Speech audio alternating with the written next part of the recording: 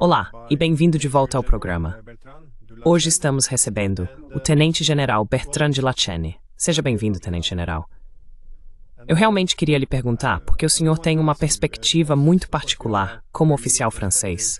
O que o senhor acha que são os objetivos russos na Ucrânia? E como o senhor interpreta as capacidades e o preparo da Rússia para alcançar esses objetivos?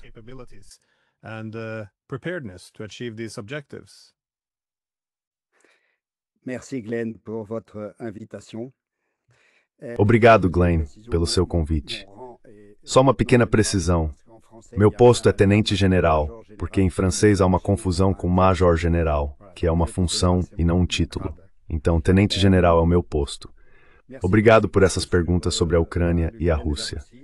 Gostaria apenas de esclarecer desde o início que não sou especialista na questão russa, que não conheço os dirigentes russos nem o mundo russo, exceto por uma pequena anedota.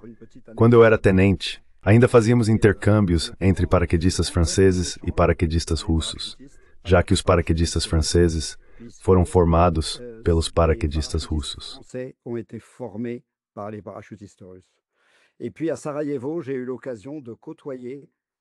E depois, em Sarajevo, tive a oportunidade de conviver nas forças da ONU com as tropas russas. Essa é a minha única experiência com eles. Portanto, meu ponto de vista, se me permite, será o de um soldado que lê, estuda e observa a atualidade. Do meu ponto de vista, o objetivo da Rússia parece ser o de dispor de uma zona de amortecimento entre a Federação Russa e a OTAN. Era o caso com a Bielorrússia, com a Ucrânia. O segundo objetivo é provavelmente retomar, evidentemente, a população russófona sob sua direção.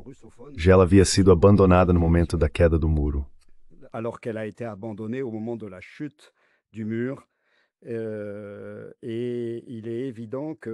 E é evidente que quando o Império Soviético caiu, as populações russas de Donbass se sentiram abandonadas. E apesar dos acordos que existiam com a Ucrânia, hoje, especialmente desde 2014, com os acordos de Minsk, que não foram aplicados, elas não confiam mais de forma alguma nos acordos internacionais. Portanto, essas três razões, Estado tampão, população russófona e perda de confiança, são para mim, penso eu, as principais razões do objetivo e da ação da Rússia. Mesmo que, obviamente, ela seja uma agressora. Mas é bastante interessante observar como o exército russo trabalhou e progrediu ao longo de todos esses anos de combate.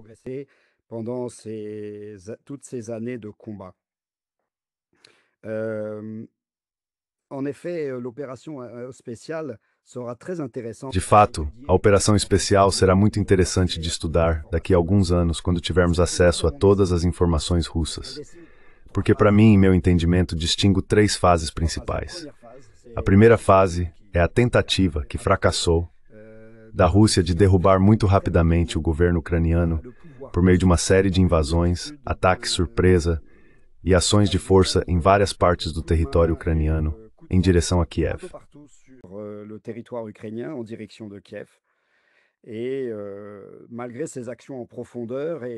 E apesar dessas ações em profundidade muito rápidas, há duas coisas a se observar. O poder ucraniano não caiu e os russos mantiveram uma certa forma de contenção no uso das armas, pois nessa fase, lembrem-se, muitas tropas pararam nas bordas das cidades e não bombardearam nem massacraram as periferias urbanas. Em seguida, houve uma segunda fase. Quando essa fase falhou, não funcionou, os russos recuaram para a linha de frente para consolidá-la, reforçando as ações de destruição das tropas ucranianas. Mas estas acabaram resistindo graças ao apoio da OTAN, graças ao apoio ocidental. E estamos hoje, ao que me parece, na fase 3, que começou há pouco mais de um ano, uma fase de avanço sistemático utilizando a astúcia.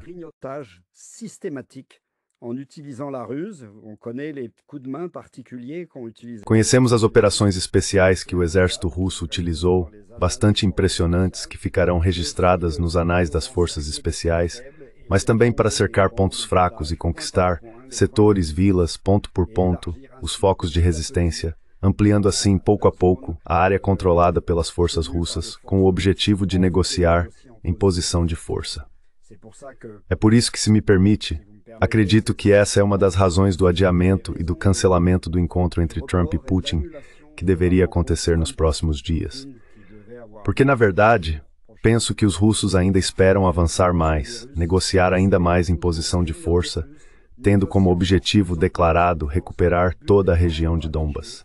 De récupérer l'ensemble du Donbass. Je pense que le point de négociation est là et que, évidemment, Acho que o ponto de negociação está aí e que o Ocidente tem um papel enorme a desempenhar para conseguir encontrar uma solução. De qualquer forma, entre o exército russo de 3 anos atrás e o exército russo que conhecemos hoje, acredito que há realmente um exército que progrediu muito em termos de treinamento e capacidade de combate. No que diz respeito ao comando, conhecemos a dança dos generais que ocorreu nesse exército.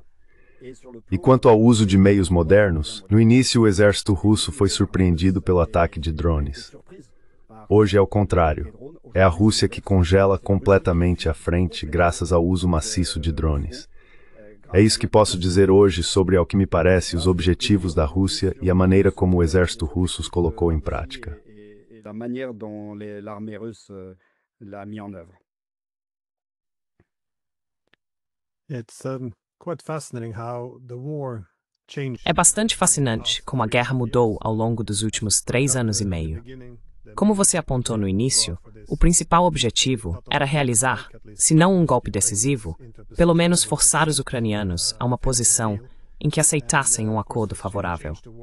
E claro, isso se transformou em uma guerra de atrito, mas também é interessante como os drones mudaram a própria guerra, já que a principal arma no campo de batalha passou da artilharia para os drones.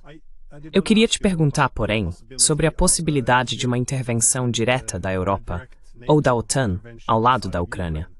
Porque como a Ucrânia agora parece estar perdendo, há certa pressão por uma escalada. Então acho que minha pergunta é, como você avalia o risco de a Europa enviar tropas ou de uma intervenção direta da OTAN ao lado da Ucrânia? A direct NATO intervention on the side of Ukraine. Oui, je pense que l'intervention de troupes Sim, de l'OTAN, eu acho que a intervenção de tropas da OTAN ou de exércitos europeus seria, do meu ponto de vista, um grave erro. Porque, para enfrentar o exército russo, como eu disse, que fez grandes progressos no plano tático, no plano do comando, e levando em conta o peso estratégico que essa operação representa para a Rússia, penso que não se pode ficar em uma meia medida. Isso significaria que a OTAN se envolveria completamente, que as tropas europeias, que fariam parte desse conflito caso participassem da guerra contra a Rússia, seriam obrigadas a empregar todos os seus recursos. Não se vai à guerra apenas para participar, vai-se à guerra para vencer, para triunfar. On va à la guerre pour gagner, pour vaincre. Et donc il s'agit vraiment de toute autre chose. E, portanto, trata-se realmente de algo completamente diferente. Ora, hoje em dia, sabemos que nenhum exército ocidental, exceto talvez o exército americano, mas que não tem vontade, está preparado para a guerra. Não temos efetivos suficientes. Todos conhecem a situação do exército francês, e o mesmo vale para os outros exércitos europeus. Conhecemos muito pouco a capacidade dos exércitos em termos de equipamentos, estoques de peças e munições. Na verdade, os exércitos contribuíram muito com o exército ucraniano e agora têm dificuldade em se rearmar. A indústria de defesa tem dificuldade em fornecer a quantidade de material encomendada, ainda mais porque nossos países estão economicamente muito atacados, muito enfraquecidos. Économiquement très attaqué, très affaibli, la France n'a plus les moyens compte tenu de A França não tem mais condições, levando em conta sua economia, de investir maciçamente em sua indústria de defesa, o que faz com que, além das palavras, não haja capacidade real. É por isso que o antigo chefe do Estado-Maior das Forças Armadas, o general Pierre de Villiers, dizia: "O exército francês não está pronto." É um grito de alerta lançado por esse grande comandante. É evidente que nossos políticos devem levar isso em consideração para não engajar nossas forças armadas em uma escalada que nos levaria rapidamente ao risco nuclear. Esse é todo o problema do envolvimento das forças ocidentais, que muito rapidamente atingiriam seus limites no plano convencional, e por isso seriam obrigadas a passar ao estágio superior, o nuclear, que felizmente hoje, tanto do lado russo quanto do lado ocidental, está contido. Et contenu. Donc, moi ce que je pense c'est que l'envoi de Então o que eu penso é que o envio de tropas europeias, de tropas ocidentais, no contexto do conflito atual, seria um grande erro. E é por isso que, por enquanto, a tática oficial é simplesmente apoiar a Ucrânia. Por outro lado, o engajamento de tropas francesas, mas também de tropas europeias, no contexto de um acordo de paz, seria algo totalmente diferente. Sim, uma vez que a paz seja assinada, a Europa, a OTAN, se as partes envolvidas, seja a Ucrânia ou a Rússia, aceitarem, e sob um mandato internacional claro, evidentemente, as tropas europeias têm todo o seu papel na implementação desses acordos de paz.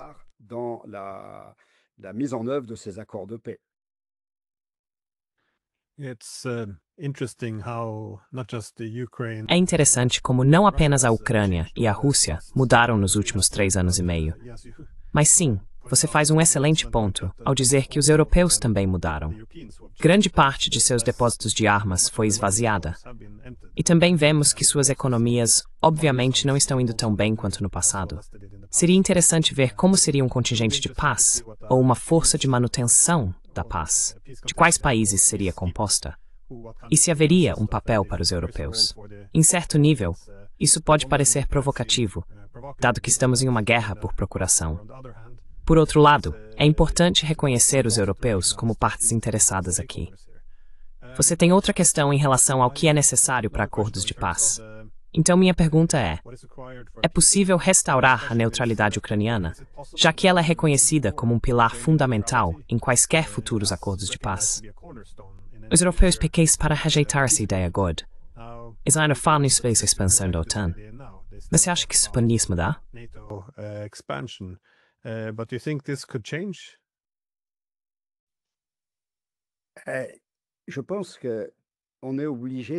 Acho que somos obrigados a recomeçar para encontrar um bom dispositivo com os objetivos das duas partes em conflito.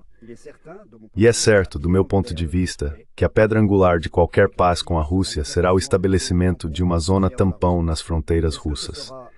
Será que isso significará a neutralidade de toda ou parte da Ucrânia e a proibição de instalar bases da OTAN ali? Será que isso implicará o envio de uma força de paz para o Donbass? É certo que o problema é que a intangibilidade das fronteiras foi muito abalada pelo conflito no Kosovo em 1999, porque a União Europeia terá dificuldade em encontrar uma solução política que permita sair desse impasse, que em muitos aspectos se assemelha à política das nacionalidades que conhecemos no final da Primeira Guerra Mundial.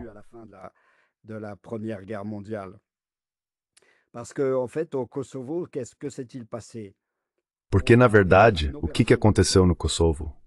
Por meio de uma operação da OTAN, amputou-se uma parte da Sérvia para criar um novo Estado. Portanto, não se pode mais apoiar no princípio da intangibilidade das fronteiras. Aliás, é isso que os russos nos dizem, pois se sentiram traídos uma primeira vez naquela época e uma segunda vez pela não aplicação dos acordos de Minsk.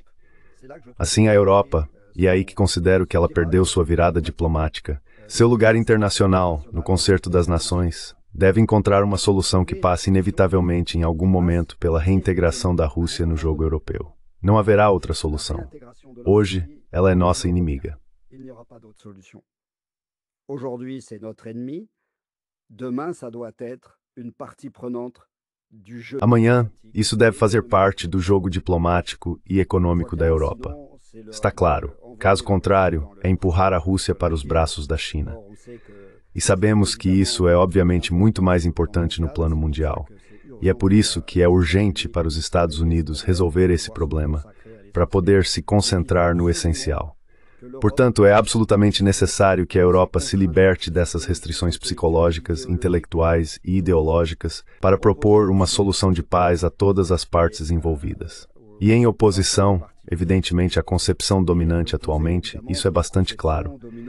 Então precisamos sair desses debates. Estamos atualmente completamente envolvidos no jogo ucraniano. Devemos sair disso para encontrar uma terceira via.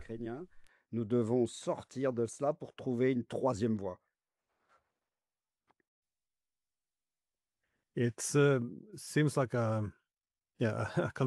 Parece uma forma construtiva de abordar o conflito.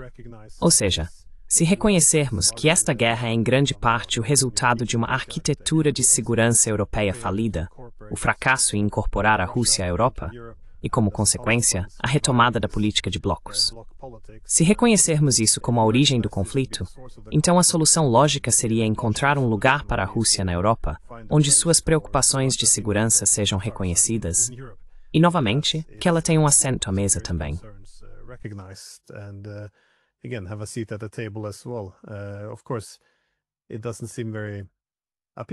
Claro, isso não parece muito atraente para muitos políticos quando estamos no meio de um conflito, porque isso também significaria, sim, eu acho reconhecer nossa própria parcela de culpa nesta guerra.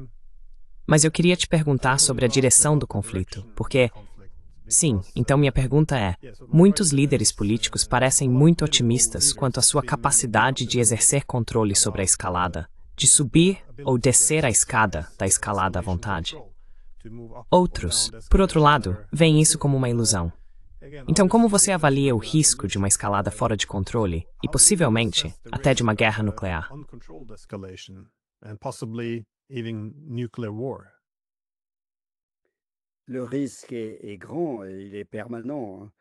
O risco é grande e permanente.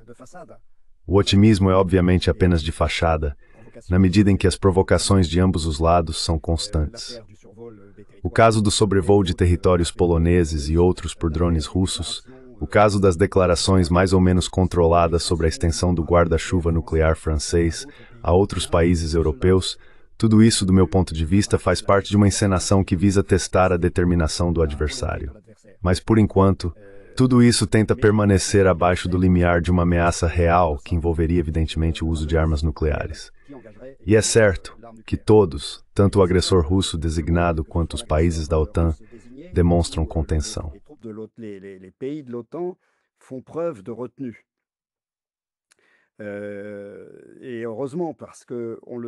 E felizmente, porque sabemos que o menor deslize, e no entanto, Deus sabe como alguns gostariam que chegássemos ao uso do nuclear, o menor deslize nos arrastaria para um conflito que ninguém mais conseguiria controlar. Portanto, do meu ponto de vista, as manobras de gesticulação, mas também as propostas de envio de forças para o território ucraniano, mesmo no oeste da Ucrânia, qualquer envio de tropas, de combates ou de instalação de uma base, seria para mim que inexoravelmente a um conflito. E esse conflito pode nos levar a um conflito nuclear. Por quê? Porque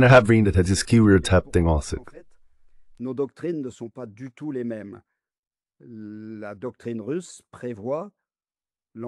A doutrina russa prevê o uso tático da arma nuclear, enquanto a França não possui esse nível. Para nós, é tudo ou nada. É a dissuasão do tudo ou nada. Portanto, isso significa que se formos superados no plano convencional, só nos resta a arma nuclear. É por isso que até agora a dissuasão nuclear estava concentrada na proteção do território nacional, o que chamávamos de santuário. É também por essa razão que há um grande debate na França sobre a ampliação ou não da dissuasão nuclear, pois trata-se de uma mudança de estratégia que, na minha opinião, não pertence a um único homem, ao presidente apenas, mas deveria ser objeto de uma verdadeira discussão.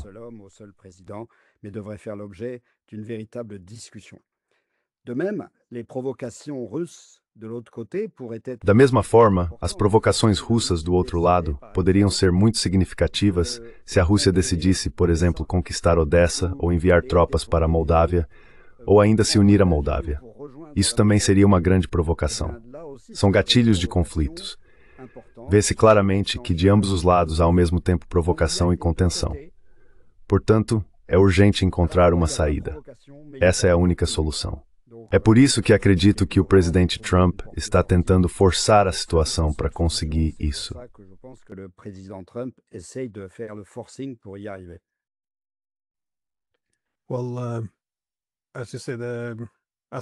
Bem, como você disse, desde que Trump assumiu o poder nos Estados Unidos, as políticas em relação à Ucrânia parecem ter mudado fundamentalmente. Ou seja, acho que enquanto Biden buscava a oportunidade de alcançar a derrota estratégica da Rússia, Trump parece mais disposto a, digamos, trazer os russos para o nosso lado e, em vez disso, concentrar-se na China. Mas com esse objetivo, os Estados Unidos parecem bastante determinados a terceirizar a guerra na Ucrânia para os europeus, pelo menos o aspecto militar e os custos. Mas como sabemos, a Europa tem muitas limitações, tanto econômicas quanto militares. Então, você acha que a Europa pode ocupar o lugar dos americanos? Isto é, substituir o papel dominante que eles têm desempenhado nessa guerra por procuração?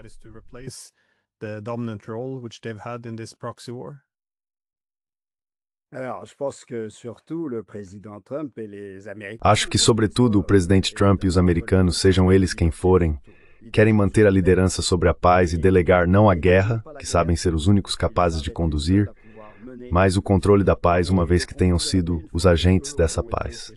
E, portanto, delegar principalmente o custo da reconstrução e da paz para poder direcionar seus esforços para a Ásia. Nesse ponto, concordo totalmente com você. O problema, na verdade, para os exércitos europeus, que obviamente terão um papel a desempenhar na implementação da paz, que espero que aconteça em breve, é a partilha do fardo e a capacidade de dispor de forças suficientemente dissuasivas para poder manter esse dispositivo de paz.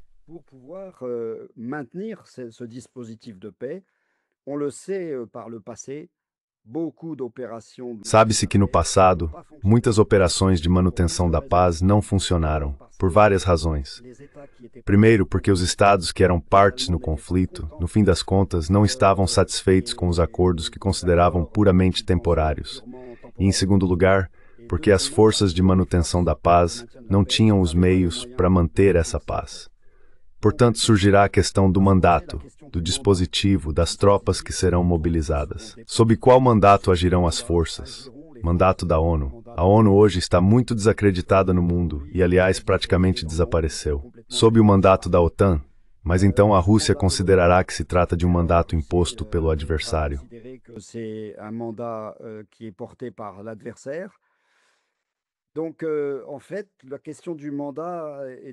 Então, na verdade, a questão do mandato é uma questão real. Daí vem essa solução de um mandato europeu, desde que a Europa aceite reintegrar a Rússia nesse concerto europeu. Não estou falando de entrar na União Europeia, estou falando do território da Europa, das trocas europeias, da diplomacia europeia. Em seguida, depois da questão do mandato, virá a das capacidades militares e do volume de forças. E é aí que, mais uma vez, encontraremos uma verdadeira dificuldade na Europa. Fala-se muito, mas há pouco meios. Somente a OTAN dispõe de capacidade de comando e de mobilização de tropas.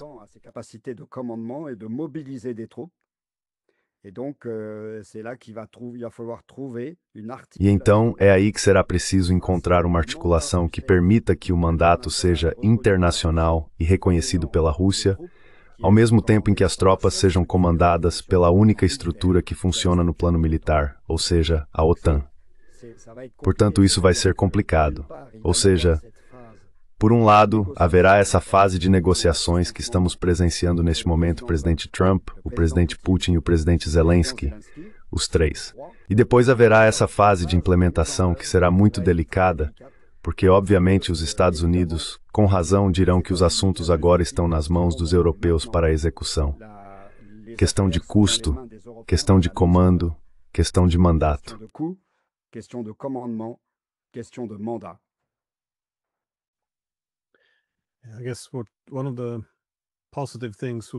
Acho que uma das coisas positivas é que todas as principais partes interessadas têm interesse em que a Ucrânia seja estável a longo prazo. Então, pelo menos no processo de reconstrução, em ambos os lados da linha de frente, haverá algum interesse em reconstruir, alguma iniciativa compartilhada nesse sentido. No entanto, quero perguntar sobre a atitude em relação à Rússia. No início da guerra, ela era um pouco mais cautelosa, mas desde as primeiras conversas sobre uma derrota estratégica da Rússia, parece haver uma certa obsessão não apenas em derrotar, mas também em humilhar a Rússia. Se ouvirmos muitas das declarações de líderes europeus, o que você acha que uma derrota da Rússia realmente significaria, considerando que é a maior potência nuclear do mundo? E quais você acha que podem ser alguns dos riscos nesse esforço de, digamos, humilhar os russos?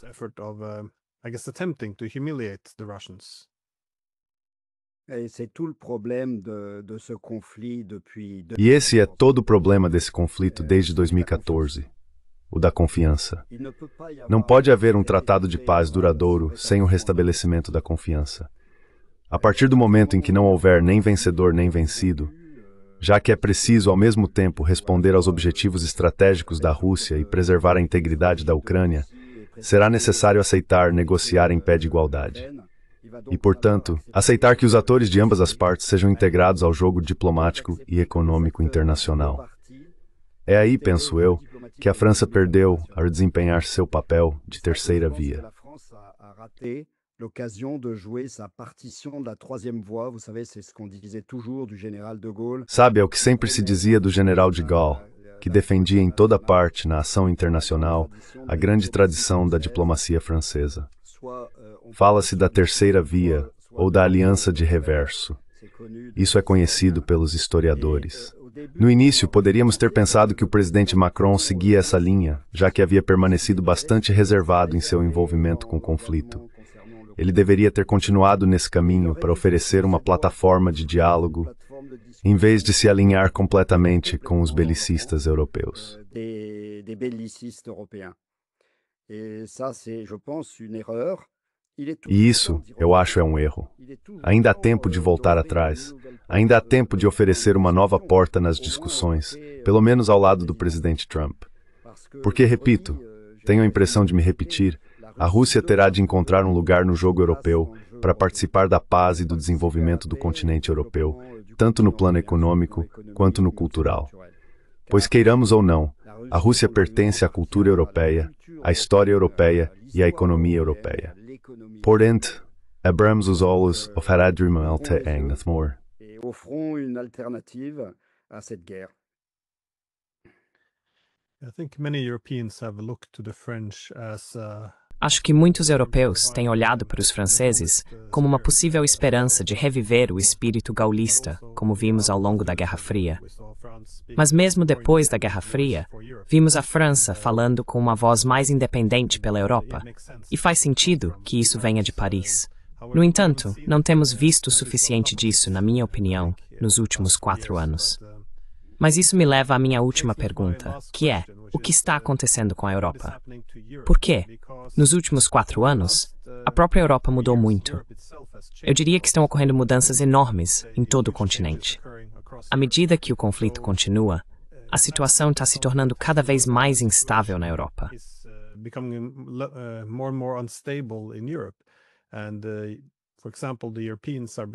Por exemplo, os europeus estão se tornando cada vez mais dependentes dos Estados Unidos, a ponto de qualquer ideia de autonomia estratégica agora parecer uma ambição perdida.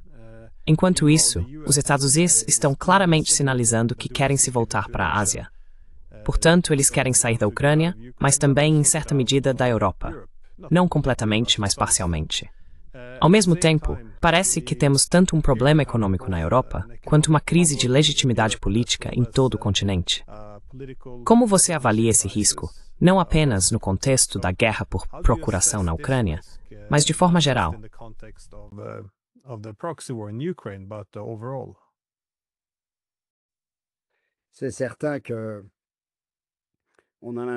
É certo que hoje temos a impressão de que a Europa, mas quero falar principalmente da França, busca uma saída na guerra para mascarar suas dificuldades. Os Estados europeus deveriam se concentrar em sua consolidação econômica e política para recuperar um mínimo de independência, seja ela monetária, industrial ou militar, e consolidar a paz no continente, provando que somos capazes de ser independentes, em vez de apenas gritar que os Estados Unidos ocupam todo o espaço. Na verdade, a Europa tem experiência em guerras, a Europa por sua história e agora a experiência da paz. Ela precisa reencontrar poder e força. Isso é evidente para prevenir todos os conflitos.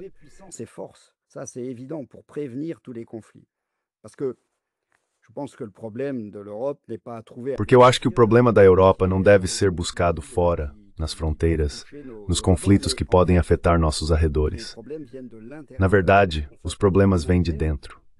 Internamente, precisamos nos reconstruir e não nos deixar levar pelo declínio. Portanto, vamos cuidar da nossa própria casa, resolver nossos problemas de dívida, desindustrialização, perda de referências na sociedade, deseducação. Vamos responder com ação a tudo o que nos é criticado. Critica-se o presidente Trump e, sobretudo, o vice-presidente Vance por nos terem dado uma lição. Mas, honestamente, Tratemos desses assuntos e então poderemos intervir, porque o risco é grande para países como a França. Outros países europeus já reagiram, mas um país como a França ainda não. Déjà réagi, mais un pays comme la France pas encore. Le risque est grand de disparaître, ou en tous les cas. O risco é grande de desaparecer, ou pelo menos de cair para o último lugar como estamos despencando. E é aí que considero que a nação deve recuperar todo o seu lugar. A Europa, a União Europeia, as construções federalistas ocuparam espaço demais. A nação também deve recuperar o seu lugar de modo a reencontrar tanto o seu orgulho quanto os meios para agir.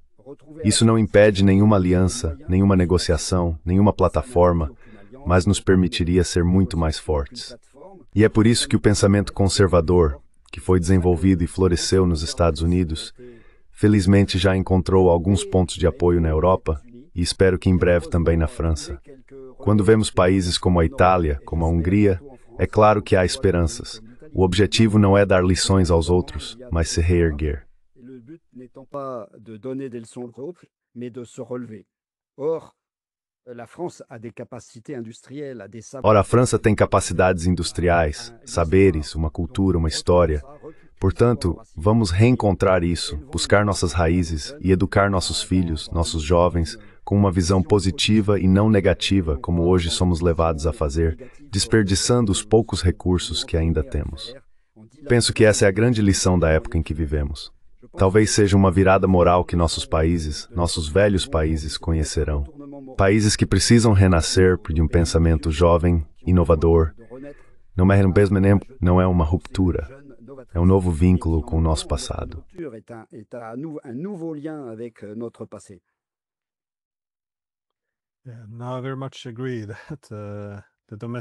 Concordo plenamente que os problemas internos devem ser enfrentados e, obviamente, restaurar alguns ideais conservadores e reviver as identidades nacionais é importante.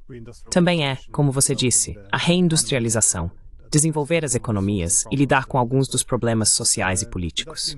No entanto, parece que a guerra se torna uma distração conveniente, impedindo-nos de fazer todas essas coisas e, de fato, tornando tudo muito, muito pior. Mas eu agradecer muito, Major General, por dedicar seu tempo. É um verdadeiro privilégio tê-lo no programa. Muito obrigado, Glenn. Thank you very much, Glenn.